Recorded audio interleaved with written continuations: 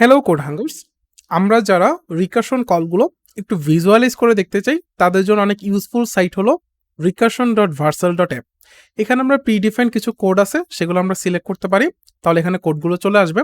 তারপর নিচে আমরা ওই ফাংশনটা কল দিতে পারি একটা ভ্যালু দিয়ে, ধরো আমি 5 কেজে যদি 4 দিই, তারপর যদি আমি রান দিই, তাহলে দেখবো যে ডান পাশে রিকার্সিভ কলগুলো হচ্ছে ভিজুয়ালাইজ করে দেখাচ্ছে স্টেপ বাই স্টেপ, এবং কিভাবে ভ্যালু রিটার্ন হয়ে আমাকে ফাইনাল অ্যান্সার দিচ্ছে সেটা হচ্ছে দেখাবে।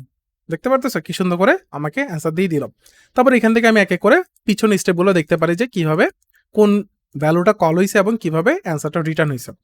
কেউ যদি চাই যে মেমোরাইজেশন টেকনিক ইউজ করবে, যে একই কল যাতে বারবার না হয়, তাহলে এটা অন করে তারপর রান দিতে পারে। তাহলে হচ্ছে মেমোরাইজেশন টেকনিক ইউজ করে এই রিকার্শন কলগুলো হবে যাতে একই কল বারবার না হয়। দেখলাম।